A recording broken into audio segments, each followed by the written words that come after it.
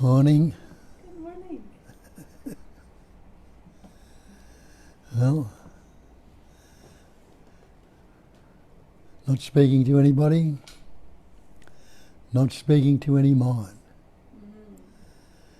I'm speaking to that I am that I am. That one essence that's pattern, shapes and forms and expressing as everything. Just to this and nothing else. So I can't teach you anything. I can't tell you anything. All I can do is point to it and ask you to look to where I'm pointing to see for yourself. Because no one can ever do it for you. Purely and simply, when you investigate and have a look at these things, you'll see there is no one except the one, the only one, which you can put all sorts of different labels on it. Call it God, call it the Supreme, call it Brahma, Vishnu, or whatever. They're all labels we've put on that basic life essence or pure awareness, another couple of labels, but you cannot negate. That which you cannot negate is what you actually are. And investigating in that and knowing that I am. So the sense I amness is not the words or the thoughts, that's what it represents. Isn't there a beingness there with you right now, a knowingness and a loving to be? None of us want to be dead right now, so we love to be. That's life. That's loving to be life. Or, as they put it in the scriptures, it is Sat, Chit, Ananda, existence, consciousness, bliss of being, or loving to be. And the names and forms we put on it are Maya. Maya meaning illusion. So we've taken these body minds, that sense of presence, which translates through the form, the illusory form and name, into the seeming person. And see what we've done. We've separated ourselves from the so-called godliness, the one without a second, the absolute, the great perfection. And now, if it's all the one essence that's patterning, shaping, forming, appearing and expressing as everything, and we put the boundaries on it as I am this person, I am this human being. That's another way of putting it, being, knowing and loving to be. That's the same as Sat, Chit, Ananda. But the being is the one being, not a human being, or not being a carpet or a chair or a tree or a flower, but everything is that pure being.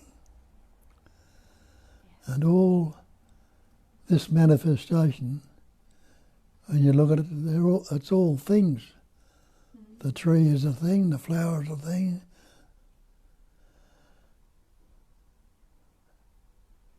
The bird, the animal, and we call ourselves human beings. Being human. But it's just the pure beingness. And it is the one being expressing as everything. So there's nothing separate or apart from that. And aren't you being right now?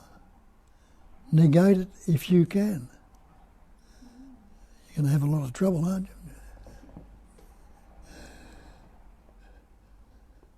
But we've got that label, human being.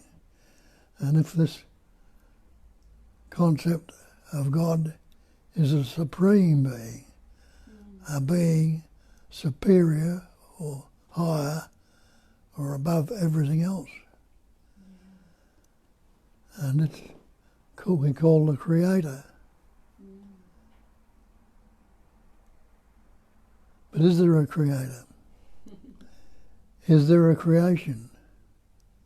And above all, is there a creature? Yeah. When we look at it, we are all creatures. We believe we've been created by this Creator. Creatures of that Creator. And that is so. But it's all appearances in and of the one essence itself, or the pure absolute beingness.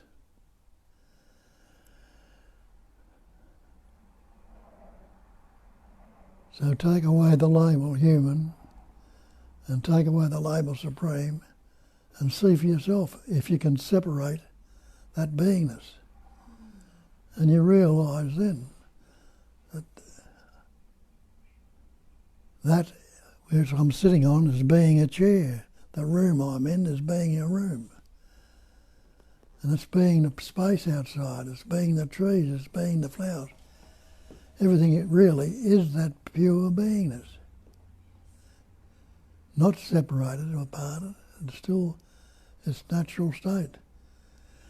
But what is doing the separation? And then seemingly individualising. Well, isn't it a thought, a feeling, or an emotion? Well, if we believe the thought is doing it, what's the thought? Is thought something separate and apart from that beingness or one essence? Separate the thought or the word from it. And that's what a word is, isn't it? A thought. And what's a thought? A sound, a vibration, a concept, a movement of energy, a vibrating pattern of energy, which vibrates into thoughts, words, feelings, emotions.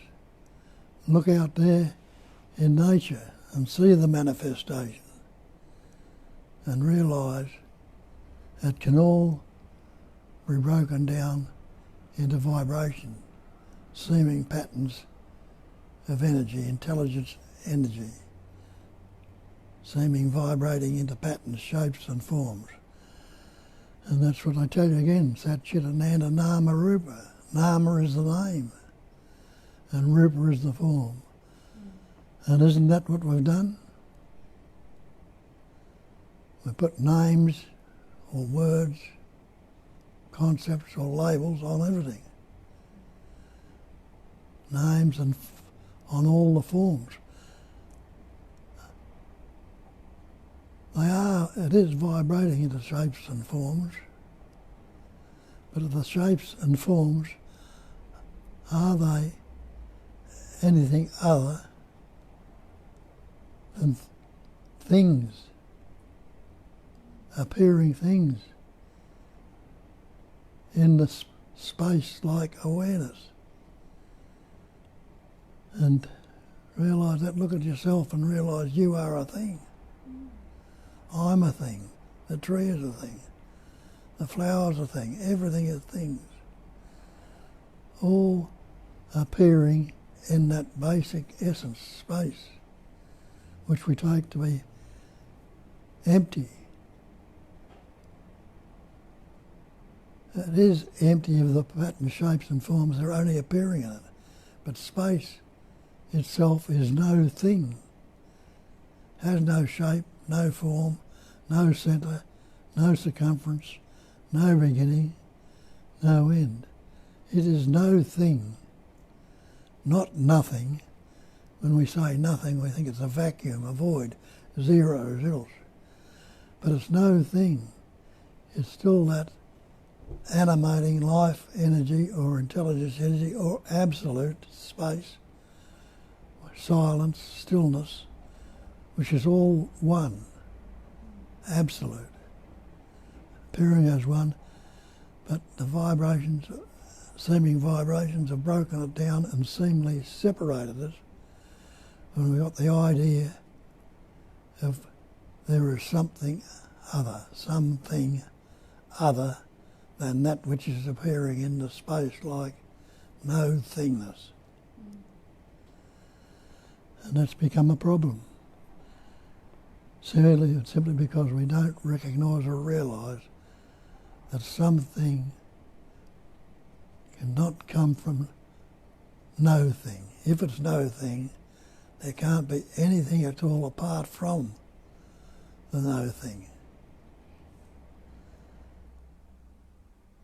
So what must this believed in pattern, shape and form, which I call I or me? I am that absolute. I am that no thing. I am that pure awareness is another label we put on it. Or cognising emptiness. Emptiness is the no thing.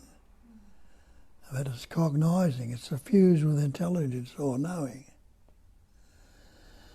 And the Buddha pointed that out when he called it the cognising emptiness and made the statement from that emptiness is form. It is the emptiness of forming all these patterns and shapes and things, trees, flowers and everything. And realised that form, all the pattern, shapes and forms are emptiness. Emptiness is form, and the form is really no thing. So it still appears to be other than the no thing. An appearance, they call it a phenomenal manifestation. The definition of phenomena is that which appears to be. So all these things are appearing to be real, seemingly so. Illusions, vibrations, illusionary patterns, shapes and forms. But we don't realise that see that even the illusoriness is illusion. It doesn't exist either. But it hasn't stopped the beingness, has it? It hasn't stopped the knowing. It hasn't stopped the loving to be.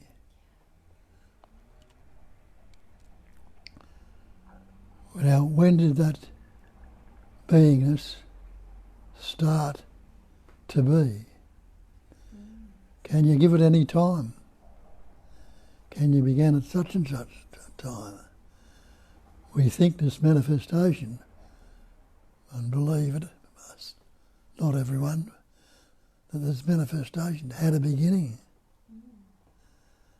But realise also that anything that has a beginning must have an end. That's what we call stories, fairy tales. In the beginning was the Word. To tell a story, it has to have a beginning, a start, And what's it start with? With words. Now have a look at the words.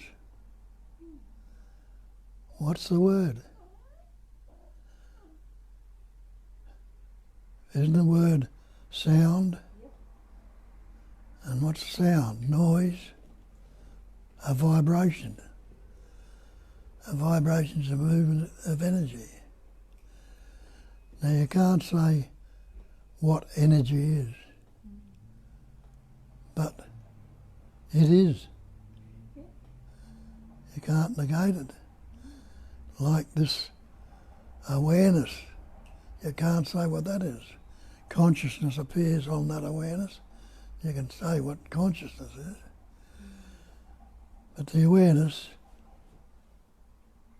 is just a label we put on that absolute, the one reality that all this manifestation or cosmos is, including you, me, and the cat and everything else that's appearing in it.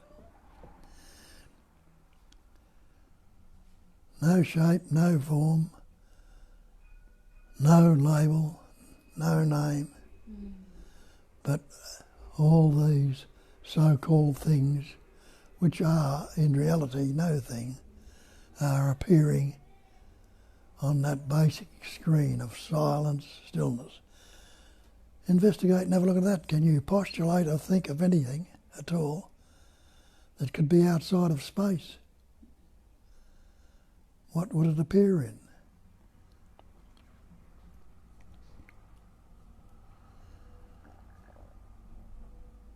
Talk about next lives and other lives. Could they be outside of space? No. And if they can't be outside of space, would they be anything other than space? No. So things could still appear or seem to be, but the basic essence, the screen, nothing is contaminated or corrupted, or ever can or ever will. And it's not only pattern in these shapes and forms, but look out there in nature, what we call nature, the natural state. The natural state, it is the only state. That's why it's natural. It's not a made-up or formed state, it's just naturally vibrating and appearing as so. And see in nature, the pattern, shapes and forms. The earth, for instance, is a larger pattern, shape and form what these bodies are minute compared to the earth or the cosmos. But the earth is rolling around or rotating around the sun. Now the sun is greater, much greater than this earth and this cosmos we call, or this body, this thing, little satellite or whatever you like to call the earth. The sun is much greater than that. So there's different states and forms and dimensions to it.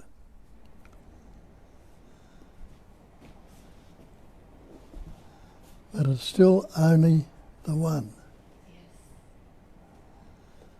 So what's our problem? What problems can there be?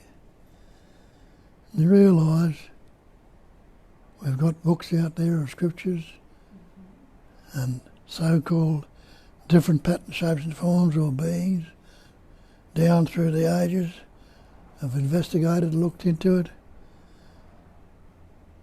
and been recognising different patterns, shapes and forms of all with the words they put on it and try to describe what is indescribable and separate what is inseparable. But the call down through the ages has been, know the truth. And it's the truth that'll set you free. What can you be free from?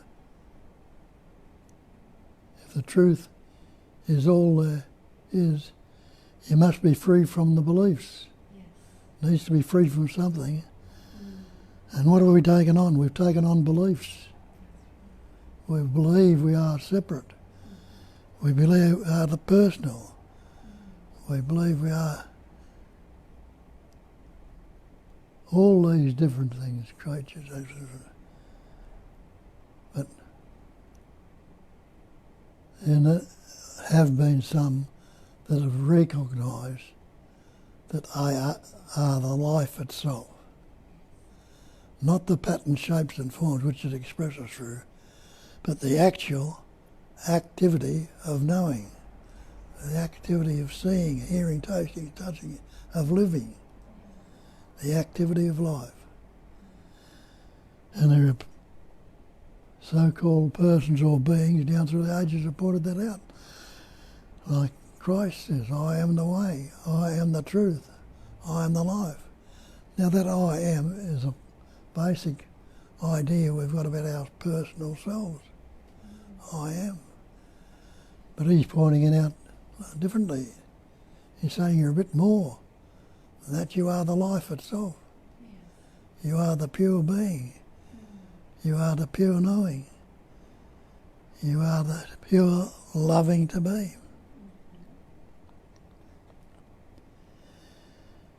And people like to say that will point out there's life. There's only life. That is all there is. There is only that life. And there is nobody who lives that life. Now, and they're saying that, they must be talking about the so-called you, me, and every other thing. And aren't you alive right now? Aren't you living, knowing, being right now in this moment, so-called moment? So you must be that life. And as I say, being, knowing and loving to be. That life loves to be. That loves to express pattern, shape and form in all its variety, in all its diversity. So the basis of life is love. Loving to be. What is love? Love is life. Life is love. And if you are the life, you must be the love. But we differentiate it. We take it to be, as the words come out, and realising that the words we've learnt can only be in their opposites. They can only come about as dividing into opposites. Good and bad. See that. Good and bad. Past and future. Pleasant, painful. Happy, sad. Loving, hating. If it wasn't discriminated, how could there be any knowing of the sense of separation that is upon you because we've learnt words and separated and divided? You would still be in what they talk about in the analogy of paradise. You'd still be in paradise, where it would be not just that one essence, patterning, shaping, forming, appearing, expressing as everything, as natural love or bliss of being. But we learnt words. When we learn words like I, and you, and me, and we, and separate ourselves from the totality, the absolute. And with that sense of separation, what happens? We're no longer being the confident, absolute knowing of being. We've separated ourselves into seeming different patterns, shapes and forms, which are now insecure and vulnerable. So we've taken ourselves out of what they call paradise, the Garden of Eden, because we've taken on the words. We've learnt words. Now words just another vibrating pattern that's appearing in this manifestation like everything else. And like the other patterns we take to be real, so we've taken the words to be real. Instead of investigating and seeing, are you the word? Now, just a little bit of investigation. Go back on your so-called life, what you can remember. Can you remember your birth? No. Why can't you remember your birth? Because you had no words to discriminate it or divide it. You just were, just with the livingness. So you couldn't divide it or describe it. But when the capacity of reasoning develops, as that body was developing and growing, and the body, you can investigate the body and see where that seemingly came into existence also. With the so-called birth, but you don't remember your birth, so how can you say, I was born? Yet we're giving it so-called time from our parents, and we've taken on the belief in time the same as they have, and belief in the words the same as they have, and belief in separation. But there have always been some pattern, shapes and forms. The intelligence energy that's vibrating, patterning, shaping the form brought about that curiosity. But look, there's got to be a little bit more to it than this. Why should I be this suffering individual, unhappy, depressed and guilty? Why should all this fear, anguish and distress and all sorts of things be going on if, because I have this believed in separate entity and form on it? What is that so? Why? Well, I think I will investigate, look a bit further. And that comes up with some of us. But who's this I that's going to investigate? When it's the one essence, the one intelligence entity that's expressing as everything. If it's what they say it's expressing as everything, who is there to investigate and what is there to investigate? Well, that in itself is the investigation, to see whether that's true or not. Who's this happening to? It's happening to me. Now, if I am the absolute, like they say, what can happen to the absolute? Can anything be added to it? Anything taken away? And the Buddhists call it the great perfection. Now, perfection is a word which is similar to absolute. You can't add anything to perfection. You can't take anything away from perfection.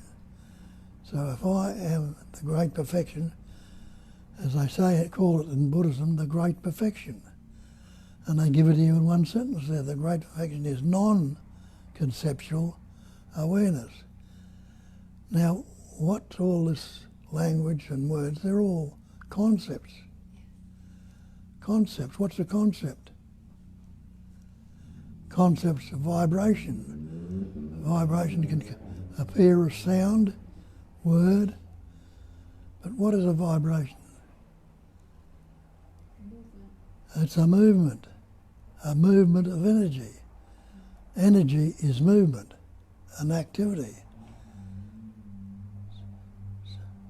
So, but it's infused or suffused with intelligence, a knowingness, a recognition, or a realising, or an awareing, or a consciousness of being. Not becoming or not wanting, of just this immediate presence awareness. Negate that beingness right now, if you can. Say, I am not. Yeah, I can say I am not. But how could I say it if there wasn't something there enabling me to say it?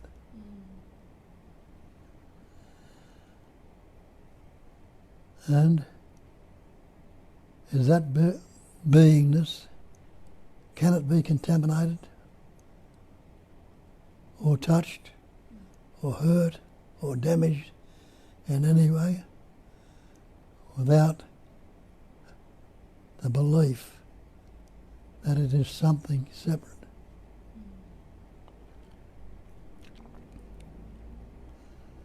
Can I say a time when I was not? If I can't say there's a time it was not, can I say there's a time when it will not be? Can I imagine a future time when it will not be? I can talk about death or this like that, but is that actual?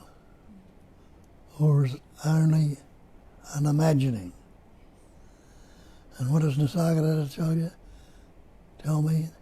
He says that nothing can trouble you excepting your own imagination.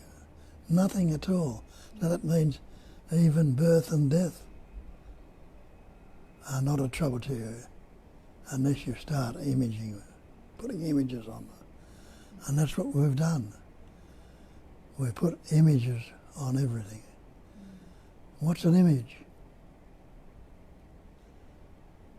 It's a reflection, like an image in the mirror, an appearance, a pattern, shape and form that's appearing in the mirror or in the still water or in the clear basic canopy of the sky, the blueness of the sky.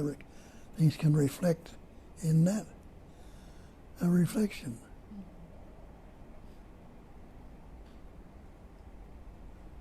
And these things, seemingly solid, these bodies seemingly solid, shapes and forms, are reflecting in space, which, as we pointed out earlier, is no thing. And we realise that something cannot come from no thing, though it's seemingly solid. And get this body, seemingly solid. Have a look at it, question it. What's it made up of? Made up of elements. Air, earth, fire, water, space. That's all these elements are. And all these elements, they can be broken down. They're not as solid and seemingly as real as they appear to be. They can be broken down into subatomic particles into that pure energy again, which is no thing at all, but seemingly to be something. They can all be broken down into no thing.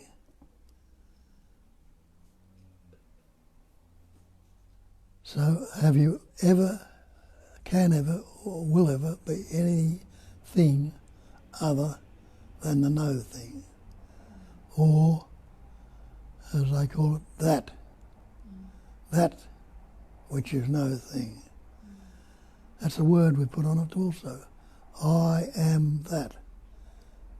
Innately, you know that is what you are, because you look out there and you'll see that's a tree. That's the space. That's the sky. That's the flower. That's the birds. That's the animals. That's you. That's me. Every so-called thing is that. Without that label, that on it, what is it? It just is. Yep. Just is. Mm-hmm. And even that's a label, but you can't say it is not. Mm-hmm. So whichever way you look at it, it all comes back to that. Innately you know that. But you say, oh, I am that. And that's truly what you are. But no, we've been taught words and we've come to believe in the word. And so I am this person or that person, I am that body, I am that mind, I am that. thing. So we've labelled the no thing as that something. But we pointed out earlier that something cannot come from no thing. So you've never changed your true nature. Now what's going to happen if that is recognised? All these stories that go on, are you going to believe in them anymore? And the thoughts, feelings and emotions that come up, are you going to label them anymore? Or see that they're just patterns appearing on that awareness, on that consciousness. The awareness has become, the consciousness has appeared in, and in the consciousness come all these things. Everything's going on in that semi-consciousness, which is pure awareness or the pure no thing. And that causes the sense of separation is dualism. It's relationship relative to. And could you have one without the other? Could there be day without night? Could there be silence without sound? Could there be stillness without movement? And again, being in the concept of time, could there be yesterday without tomorrow? So in that division, there is something to compare with it, something to relate to. And we do relate it with everything. And we've got this male-female relationship, and seeing it's a natural merging or coming together of the basic knowingness and loving to be. And of course, when it's relationship, then there's problems, because it doesn't always agree with what the other thing, until it recognises and merges back into the oneness, that you are that one. You are that one life.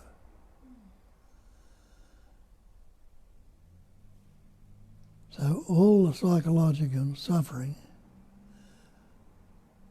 when seen through, come back, recognise it, and there's a saying, beautiful saying in the Dog Chen teachings, let it rest. Let it relax and rest in its uncontrived singularity. Singularity means it's still the one and only the one. And to get it out of that singularity, you've got to contrive something. Think up some thought, concept, feeling, idea or image. It doesn't have to be done. It can rest in it. I'm not talking bullshit there. I know what it's like to rest in it. And so have a lot of you. You've had moments when it's all right. So that's what needs to happen. If you're having trouble with it, relax into it. And some of you have, because something moves you to do it. As it moves this pattern to look further into it. And it's the one essence that made that happen. It's the one essence that made it happen. And some of you can relate how it's expressing in that pattern. And there are others of you that might be starting to look along these lines and having a bit of a struggle with it, have some doubts or questions. Maybe you can get some help by hearing, resonating with what's here and saying what's there. That's the way it was seemingly recognised in this pattern, hearing it through another seeming pattern which understood or realised or recognised its true nature. Allow that to happen. So, I've got Kat here with me, and she'll tell you some more if you like, or if you've got any questions or doubts, do not hesitate to ask or say. People keep silent. go into silence after all the questioning's finished. But know the truth. And the truth is the freedom.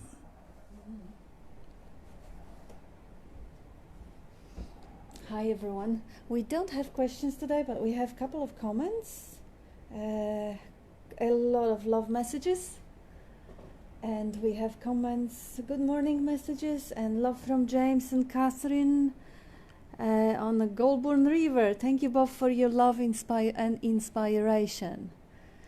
And that was Catherine and James. Yeah, good. I'm going to call you back today, I promise. I forgot. Sorry for that. And Julia, and then Otto says, emptiness is fullness, and fullness is emptiness. Yeah. And It's the same as emptiness is form, and form is emptiness. yes, yeah, absolutely. So it's the one emptiness, patterning, experiencing as everything. It doesn't need to be divided, but it seemingly is. Yes. And we have more love messages, and then we have from British Julia the smiling emoji, and saying this smiling emoji is for hearing pointers fresh and having them resonate in different ways. Just love. Yeah, beautiful. That's a beautiful point, because yes, the love is the movement, and all the pointers, the expression, even though using words, is just the way love shows up. And being capable of hearing them fresh and new, that's the waking up from the spell of the beliefs, because you can't actually hear it unless you're completely open-minded and open-hearted, because it's counterintuitive. Like, you are not the body. That's not what the society is going to tell you. Amarnath, greetings, and a lot of emojis. And Tanya, that's a different Tanya. It seems the struggle is only ever a thought believed in. Beautiful. See that for yourself and know it for yourself. You're Yeah, on the right track. absolutely. You're going to persist in the thing. Yeah. Yeah, every struggle is just a thought believed in. If there is no thought, whatever is happening, even if the body is lifting heavy weight or whatever it is doing, if it doesn't have a story, it's just what is. Amarnath, struggle equals mind, equals thought, equals movement. Yet, struggle can happen without a struggler. Exactly. Struggling, the activity happens without the two ends of the stick created by the mind. Amarnath knows what he's talking about. Yeah. And American Julia, the truth that can be known cannot be spoken in words, but you do an excellent job pointing at it. Love to you both. Thank you. Thank you, dear. Yes, it is an excellent job. I mean, I was just listening and marveling at the brilliant dance Bob is actually expressing in inviting you to follow the line of thinking back to the pure being, non-existence, emptiness, just the undeniable cognizing emptiness or intelligence energy where nothing really has been created. And then he takes you back to the point in which what obscures it, the idea, the thought, the belief, the identification as a form. And then he takes you again into the point where how do you investigate, how do you see it? It's just so beautiful, and it's constantly moving. Like, you really bring up all of the ways of looking at it and different aspects, so they all in the picture. So the mind doesn't have a way to actually sneak and escape or argue if there is an openness to follow that journey of the spiel. It is exquisite, it's absolutely mind-blowingly brilliant. And O'Toole is answering to Amarnath, who was talking about the struggle in the mind and the movement. Without struggler, then whom to the struggle is? Yeah, we have kind of reiterated it to the struggling. Without the struggler and the struggle. Yeah, it's just the process. Like without the seer, the seeing still is. The seer and the seen is conceptualized within the field. The struggling is the field of activity, although it's labeled. Yeah, the ing gives us something that's happening in the immediacy. Yeah. Seeing. Seeing without a seer. Yes. Seeing no thing, yet it is seen. Different way to put it. Hearing, thinking. Without a thinker, there can't be the thinking. Without the thinking, there can't be a thinker. Yes. And without the thinking, there can't be the thought. Yes, so within the field of thinking, the thinker and the thought are conceptualized. Yeah. And that's how they come into existence, through the conceptualization. Without the conceptualization, there is no thinker and no thought. It's just the field of natural movement, activity of energy. And British Julia says, struggling happens less and less when the truth of being is recognized. Yeah. Beautiful. Yeah, even labeling anything as struggling is... And Tanya, belief in the story has been happening since Tuesday this week, off and on. And not wanting to let go of the story because a belief, health and appearance will be bad. Lots of anxious energy felt. A bit embarrassed to write this. There is also an urge to let go of the belief also. Yeah, see where that urge takes you. Yeah. Yeah. It's really recognizing what's happening. The believing's happening, anxiety's happening, all that things happening in consciousness. The urge is spontaneously, naturally coming up, let it go. Don't go there. Yeah. And also the idea that, let's say, if you stop obsessing about, let's say, weight control, then you will go fat and something like this. That's a thought. That's a belief that actually makes you need another snack. Can you see how stressful it is? It will more likely get you to resort to that chocolate or that glass of wine, because that self-sabotaging belief is kind of calling for the sedation. But if you see the movement, if you see the tendency, if you acknowledge the loving care behind it, and just stay with that loving care without following the obsession, that very act of recognition makes the division. So the thought process or the turmoil of the thinking is happening here in the witnessing space, and you are the witnessing space. You're already free. So then obsession will kind of, the attention is being released. Or when Bob was saying that, what are you waking up from? Or what are you realizing? What is the truth? How did you exactly say it? What are you liberating yourself from? To find the truth, you're liberating yourself from the belief. Beliefs, yeah. Yes, and that's ultimately what it all boils down to. Recognizing and realizing that thought is not a reality. When we learnt words, we took on the beliefs in the words. Yeah. And see how you conceptualize the whole worlds when you dream at night. Sometimes, well, if you train yourself to remember, you may conceptualize, and I'm not saying that this is a you individual doing it, I say this is you life doing it. Conceptualizing realities in which you do whatever the activities, whatever things are happening. I remember up to 5, 6, 10 dreams at night, just for fun.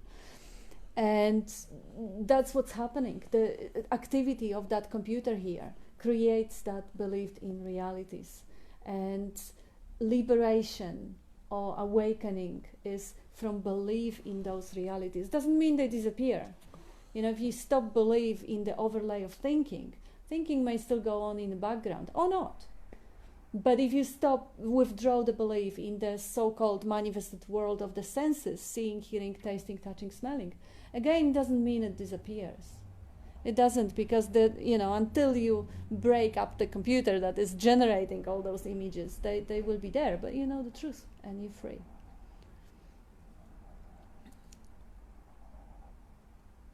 And now, Atul says, struggle and struggler are just both concepts only. That's right. Struggle and struggler, they're both concepts, just like seer and a seen. And Amarnath says, thinker, doubter, questioner, dreamer, or notion. You can enjoy the dream without enjoyer. Yeah, and a lot of funny faces there. Yeah, enjoying. Yeah. As Nisargadatta says, the dream is not your concern. Your concern is you love one part of it or not the other. Love all or none of it. And the rest will be done for you. And now we have Amarnath saying, effortless, spontaneous intelligence energy. Good. Yes. And Atul replying to Tanya, there is nothing to cling and to leave anything. You are already beyond both. Very well said. It is only a matter of recognition of what is already so. Nothing has to be stopped, disengaged, let go of, or those are just keywords to create the resonance. But yeah, it is already so. You're already beyond all that is happening in the narrative. Just see that it is so. And Amarnath saying, mind equals division equals resistance. Yet non-division and ease are also two ends of the same stick.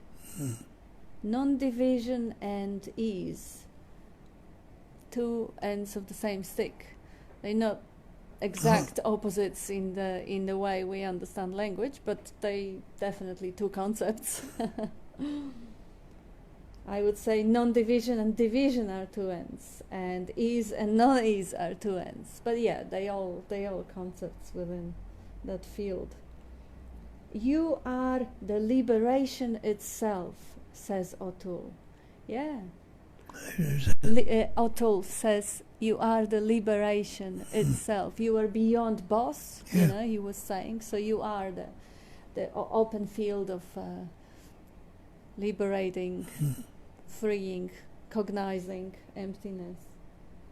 And thank you, Bob and Kat, says Tanya.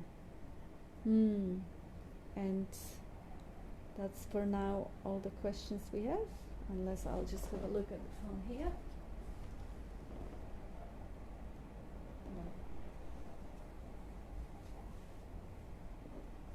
Wait for some more comments. Oh, there it is. Thank you, Rohan. Even when resistance comes up, there is something that recognizes it. It was there when the resistance was absent, and when it was present. Beautiful. Yeah. It seems. There's a recognizing of your resistance. Absolutely beautiful. From the point of non-resistance. And there is something that is always there, regardless of what's the content of consciousness, resistance, non-resistance. It seems, Rohan says further, it seems like the effort is to recognize that I am that thing which is there, both when resistance arises and when it is absent.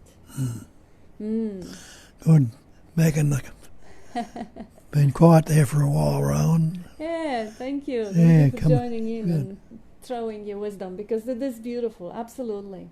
That's the, remembering that whatever is coming and going is not who you are. Whatever is perceived, conceived, or somehow witnessed is just a passing phenomena, and you are prior and beyond both.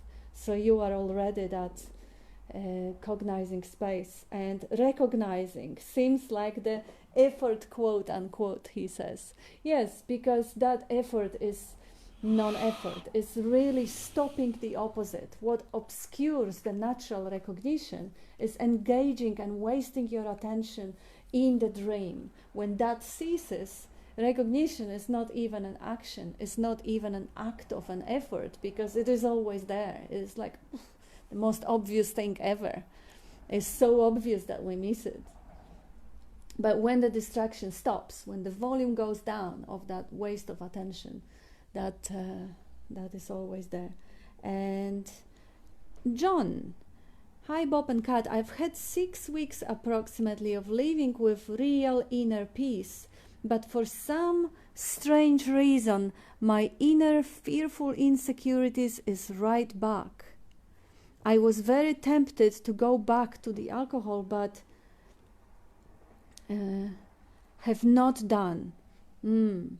Wonderful. I don't want to return to that vomit. Good one. Yes. But inside I've a lot of fear.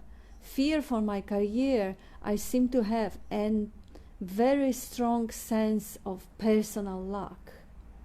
Yeah, you gotta catch up with Bob, John, again. I think that will be the best remedy. But thank you for sharing that, because it is more, I would imagine a lot of people would resonate with what you say.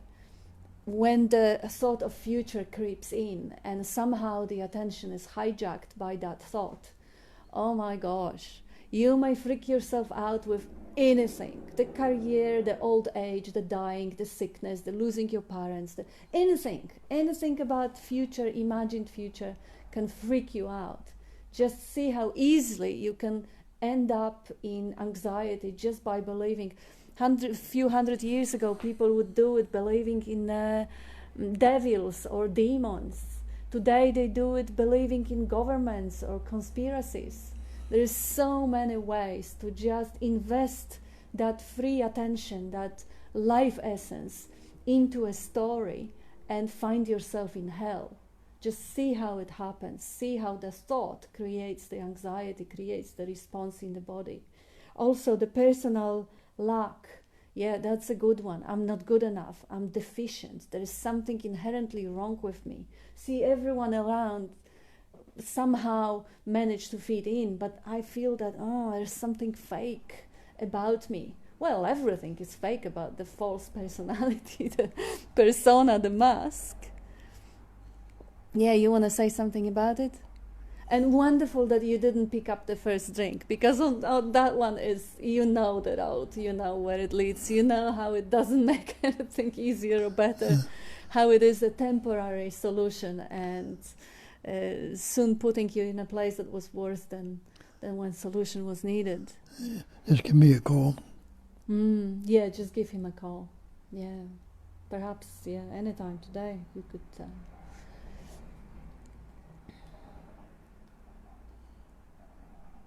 And Tass says, I hereby name myself Greek Julia. Why not? Tass is a Greek Julia because we have British Julia and we have American Julia. We don't have Australian Julia. I have to invite some Aussie Julia, and Tass is a Greek Julia then. Yes, we are all the same one. We can as well call it Julia. We can call it emptiness. We can call it love. We can... That's cute. Why not? 3 big laughs on the comments. Truth is prior to all concepts, O'Toole says. Yes, the truth, the great perfection, non-conceptual awareness. Truth that never changes, can't be conceptual. Because concepts, even if they don't change, they are the present or absent, that's enough.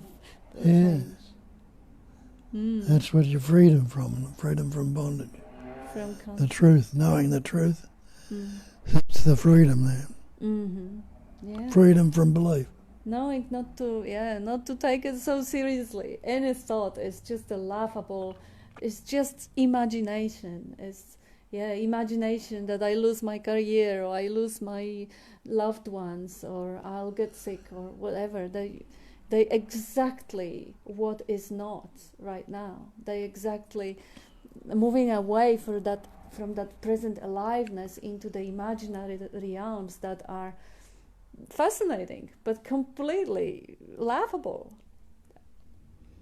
They're not there.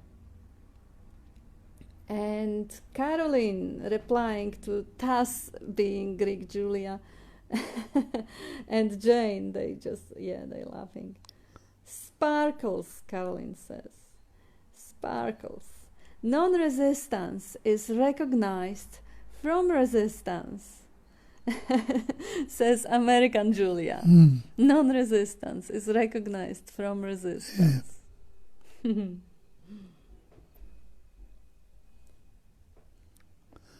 And resistance is recognized from non-resistance. Yeah.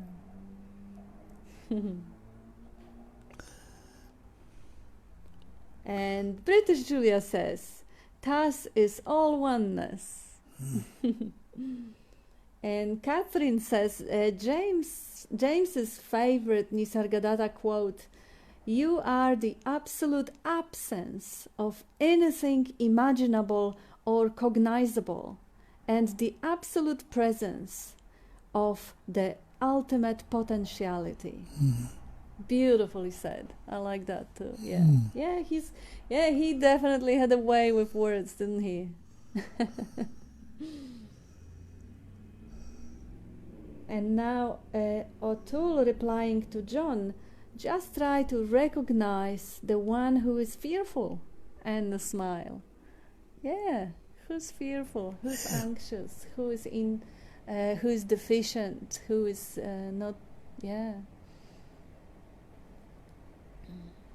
who is witnessing, knowing about it. And O'Toole adds, all doubts and questions are just thoughts, so just drop it all and see you are already here. Yeah. What's wrong with right now if you don't think about it? So you see, if you drop the thought. Just good. Beautiful. Yeah, already here. And I do actually like the here. The here. Everyone points back to the now, but the here is kind of more, now is really a pointer about the mind because you are out of time. But here is pointer to the space, to the reality of the five senses. That's here. And here is now. Yes. And now is here. Yeah. It seems like all the six senses that the body is operating by, and the mind is operating senses as well, the eyes, the seeing, hearing, tasting, touching, smelling, or one could say the brain instead. But the immediate senses, seeing, hearing, tasting, touching, smelling, create the environment, the space, while the mind creates the time, past and future. So now relates to the mind, while the here relates to the rest of the senses. They're the same pointer. They all one pointer. It's really just coming back to that one in many, many ways. And Tanya says, love it. Thanks, O'Toole. And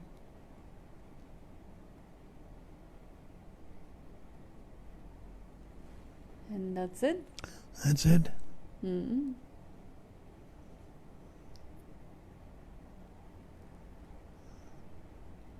now we have British Julia. Awakened souls seem to all have a way with words. Intelligence, energy. Awakened souls seem to all have a way with words. They are, I guess, cases where that clarity comes through the silence or through music. The words is just one way of expressing it. There's as you all know, words can be very useful, but they also can be very self-destructive when we relate them to as having some independent nature.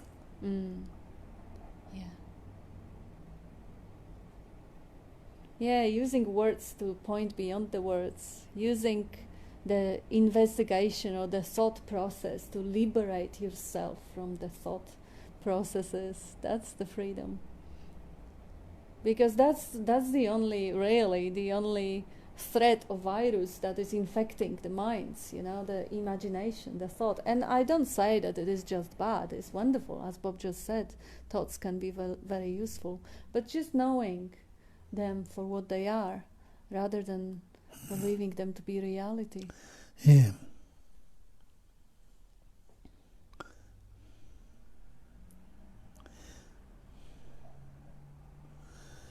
In reality, they're all nothing, just vibrations. They are nothing, yeah. And see what that nothing does to people. You believe in demon or Jesus or Satan or whatever the conspiracy, and oh my gosh, you're gone. There's no clarity, completely obscured. The devotion to the ideology makes people feel proud that they sacrificed their life for it. Proudly going and getting their body killed because of the calling from the one or the other thought system, without an insight or reflection to what the thought really is. And I'm sure, especially in the times of pandemic, you can look around and see what thoughts do to people. Believing one way or another, what it does to people, Everyone who's believing that the vaccine is gonna kill you, or everyone who's believing that lack of vaccine is gonna kill you, all playing up with the idea of dying and fear and and a funny way of using the confirmation bias. Oh yeah, you got the vaccine, we will see you dying slow, terrible death. Within a few weeks you'll be dead. Oh, you didn't get the vaccine, you'll get the virus. Within a few weeks we're gonna see you dying, horrible death. It really makes me laugh, but it's not very funny. And it's the energy of belief that goes into them. yes, and it is life. It is life playing. It is Maya dancing. Maya in a black dress or white dress or red dress.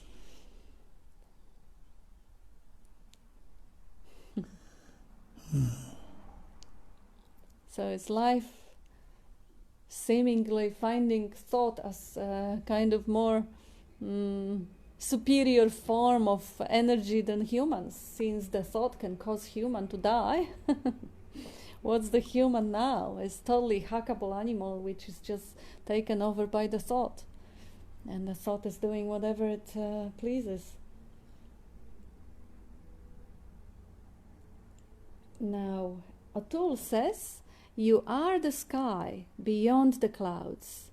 What can storm can do to you? Beautiful. You are the sky beyond the clouds. What can storm do to you? Yeah. And yes, and what's the sky? Mm. I love when you point out that there is no such thing as sky. It's just empty space that seem to be a blue canopy or black at night or grey on stormy days. But it's just a vastness. And the space doesn't move. No. Everything moves in it. Everything moves in it. Mm. Beautiful Jane answers to Atul. And Atul says, thoughts are useful for practical matters, but useless for realizing the truth of yourself. Yep, you can hear the pointers and then put them aside and look what they're pointing. Don't hang on to the words or thoughts. British Julia says, beautiful cat, thank you both. I really heard new pointers today. Wonderful. And Rohan, there is seeming fear that the end of thoughts and thinking means the end of existence. Maybe this is why there is a seeming difficulty in recognition. When we relax into it, as Bob says, we will see that dropping the belief in my life does not mean the end of existence. Beautiful. Yes, thank you for addressing it. Yeah, people may have those sort of an ideas that end of the personal me is end of existence, or is something dreadful worse than death. Is kind of is yeah. That's really where the fun begins, because the experiencing goes on. It's just one layer, one overlay of lie that is being, one kind of set of chains that is being thrown away, like all the baggage of the heaviness that is being put down. And you don't really look like you've ended your existence. But yes, you don't look like you ended existence, because Rohan was saying that yes, people may consider ending or realizing no personal self, like there is no me, that it feels like death, death of ego or something. Yeah. But it's nothing that haven't been born can. No, the ego was never born anyways. Yeah. No such thing. It's only a conceptual image we've taken on board. Yeah, but it is a good point, and thank you for bringing it up. Yeah. So if it's seemingly got rid of it, that's call it death if you like. Yeah. Bill, it is staggeringly simple. To even attempt to move away from here is not possible. Absolutely. Yeah. You can only dream, imagine, fall asleep and daydream that you are elsewhere, but you're still doing it here. Beautiful. And Catherine, Advaita teachings and most religions refer to an acceptance of the omnipotence, omnipresence, and omniscience of God or the universal energy. What if these are just concepts? Well, to put the label on, they are concepts. They are, yeah. But to negate the actuality, if you can. Yeah. Yeah. Yeah, you could say they're totally concepts, throw them away, and things like omnipresence, omnipotence, and omniscience are the only aspects of the non-existence. And that non-existence is the empty space, and we back where we started. That's what you can't negate. Yes.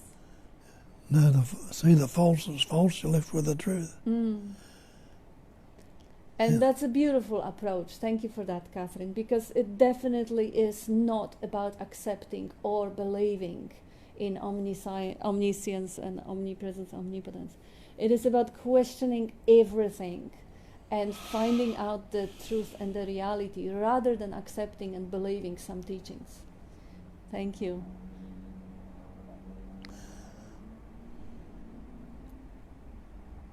And O'Toole says, yes, it's a new beginning, an end of all illusions. Yeah, I guess that refers to what Rohan was saying, the end of the personal self, end of a belief in personal self, because funny enough, the memories don't disappear either. So Bob has the memories from his childhood, from his times of suffering and drinking, and so do I.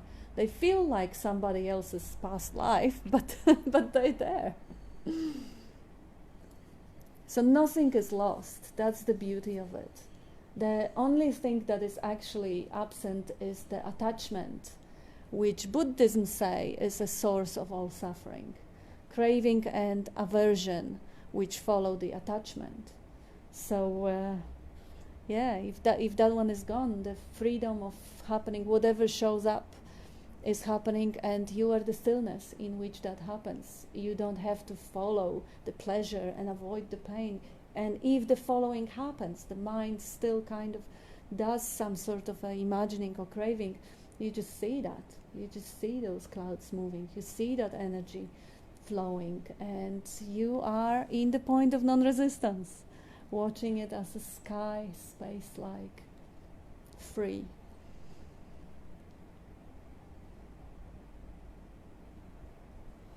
Attempt of moving away is also an illusion in it.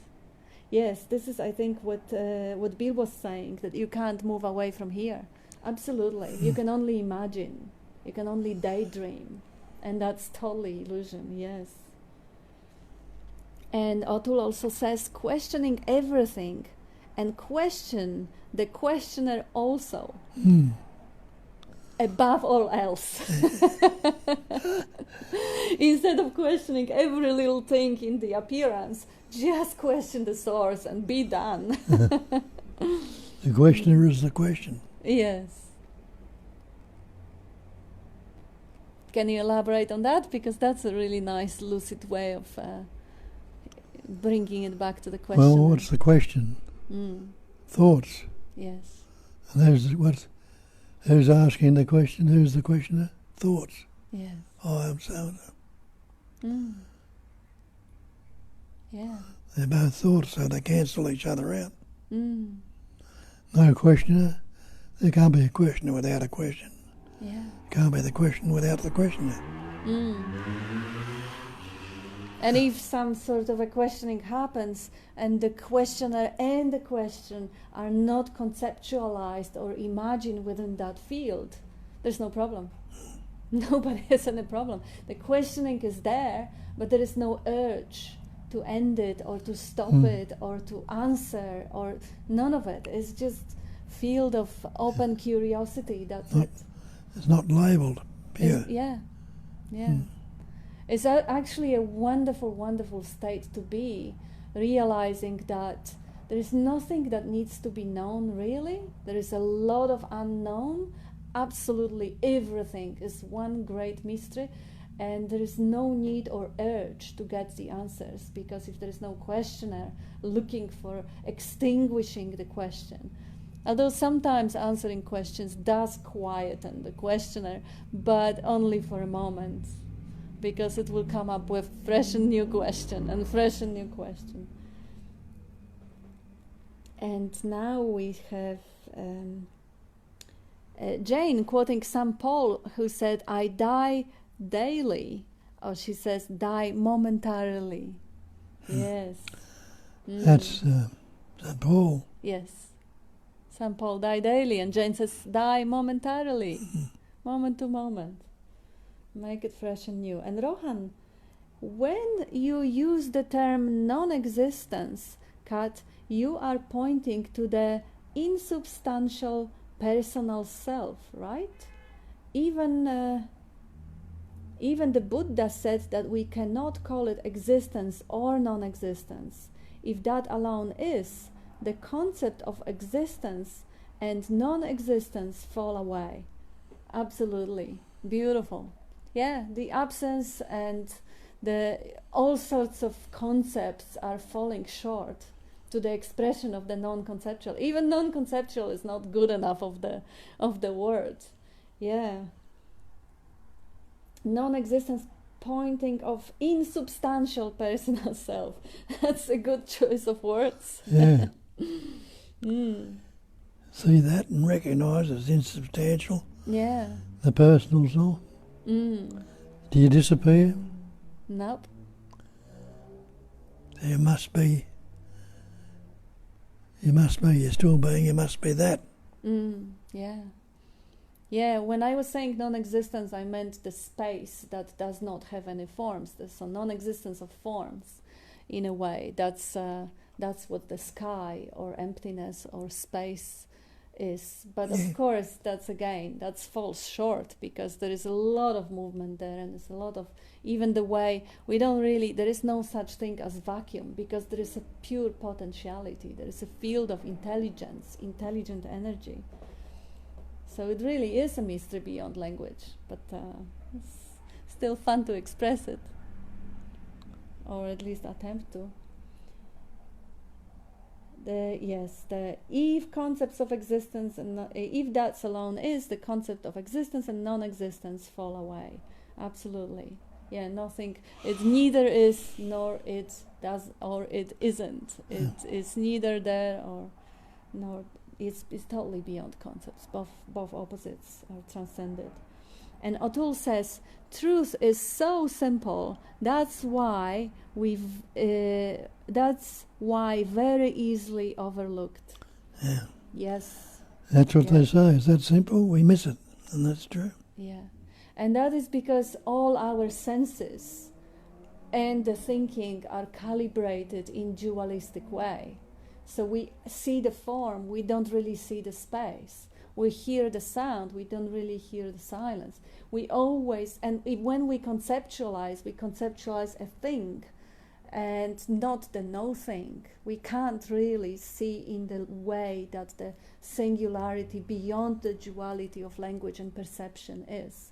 That's why it is overlooked. It's too simple for the dualistic mind and perception. It can't be conceived or perceived because it's singular. And our perception and conceptualizing is dualistic. Knowing that is enough. Is enough. That's it. Knowing that it can't be grasped. Like there is one thing that mind needs to understand, and the one thing only, that it is beyond its comprehension. One thing to tell to the mind is beyond the mind. Stop trying, stop seeking, stop grasping. And there's no such thing as mind either when you look at it. Absolutely, yeah. Just concepts. Just concepts, just thoughts. Thoughts, vibration. Yeah. But if that one thought is embraced, that may end the search.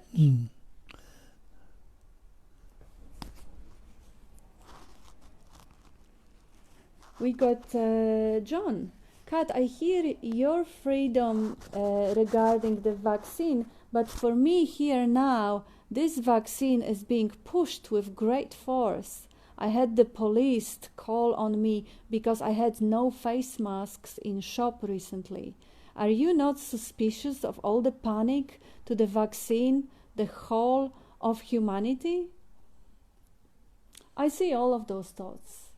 And yeah, as an individual, I'm not very happy to live in a police state and the affairs being controlled, and that's normal as individual. But that is the seeming course the life is taking right now. So seeing all of the contradictions, all of the different forces, different thought processes, I also see what is the response in my body.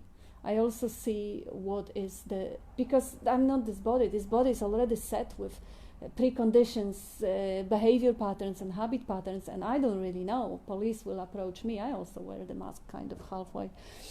And yeah, I don't know. Maybe I'll run away, spit in the face. Maybe I'll laugh or cry. Who knows? I mean, that's just how life unfolds. And I totally respect and I sympathize with everyone who is kind of trying to increase the freedoms of individuals. That's beautiful. And I don't know how the life will unfold. I don't know which way the forces will create the next scene. If you look at the whole history of humanity, it's a history of the ideas, of thoughts. You know, if the idea comes up about the religion and the idea is fanatical, then the conversion and taking away the freedom and pushing, just like pushing the masks on you, Christianity have been pushed on people who believed in their ghosts in the forests. Then slavery has been pushed on people. Then all sorts of things throughout the history of human thought. Whatever was the predominant idea, for the king or queen, or for the money, or for the corporation, or for the institutions, whatever the collective belief was. In the name of that belief, the limits of individuals have been limited. Nothing has changed. There have been all sorts of different seeming life patterns, shapes and forms, but they've come and gone. Yes. Plagues have been before, viruses, all sorts of uneasiness and disease and fear and things. All appearance, seemingly so, then it disappears. Yeah. But the essence in which it all appears on, the basic space, the silence and the stillness, the pure life, functioning intelligence, energy, hasn't changed at all. The changes that appear in it all, but it's still only the cognising emptiness. a basic intelligence energy. Yeah. And it expresses itself through ideas, and it shapes itself through ideas. And it seems that, who knows, maybe humans will be random when the ideas find a better way to spread themselves without us. And what is happening to us? We are being tamed and we are being restricted. But look at us. What do we do to poor chickens or poor cows or pigs? I mean, how are we better? How we deserve any better as a species? But as life, it is just whatever unfolds. It is Been dark ages, new ages. Enlightenment ages, and how enlightened was that? Ages implies the concept there's time. Yes. But see, investigate the seeming cause would be time. Investigate the cause. Yeah. It seems for such a thing as time. Without a cause, can there be an effect? Yeah. It's just as it is. All the time exist in this moment, in the collective memory or individual memory, just in the thought. And no thing appears as everything, O'Toole says. And silence is the language of truth. Yeah. Amarnath, there is no difference between silence and chatter. What's beyond both? And a lot of laughing faces. Life is unfolding moment by moment, but there is no one living the life. That's just an illusion. Yeah. And then there is no preference really on the deepest level. Life doesn't prefer one species to another or one form to another. It's just, yeah. And it can't, because no thing ever happened. That's right, yeah. No thing. Not nothing, but no thing. And Amarnath, we were searching everywhere. Necklace was there in the neck itself. Yet play and game is fun of self. Yeah.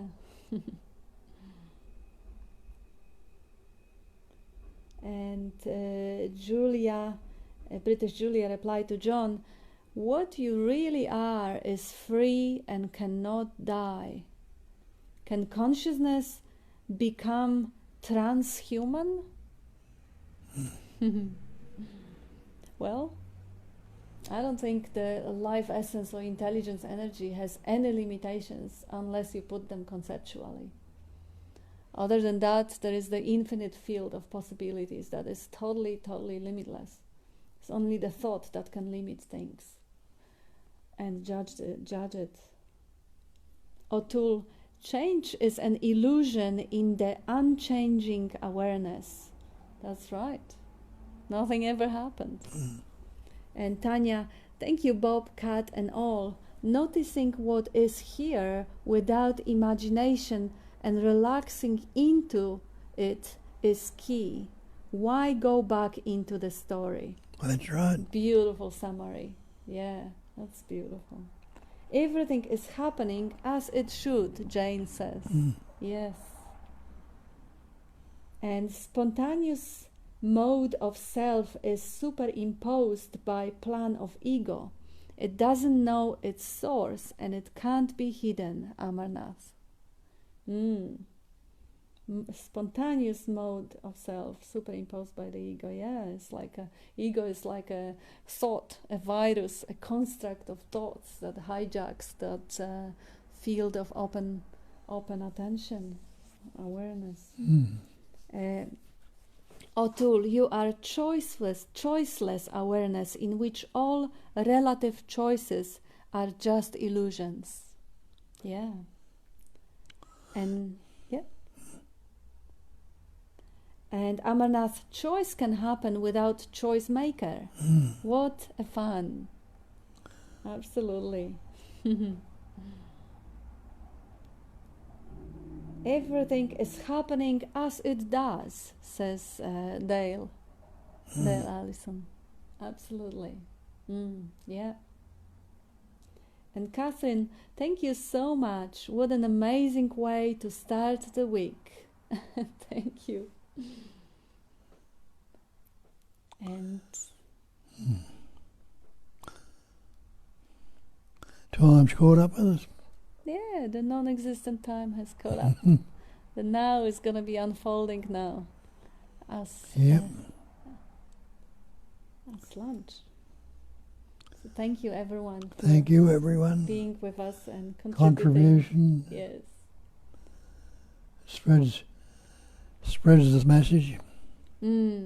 Yeah, make it as simple as it is and as liberating as it is when all the struggle and turmoil is recognized as just a cloud and you are the sky. And thank you and love to all says, few people say it, and Queen and King are their throne with their kingdom. And thank you which is beyond I and you. Beautiful. And more thank you messages from other people. So yes, thank you everyone. Have a wonderful day and wonderful now. Love you all.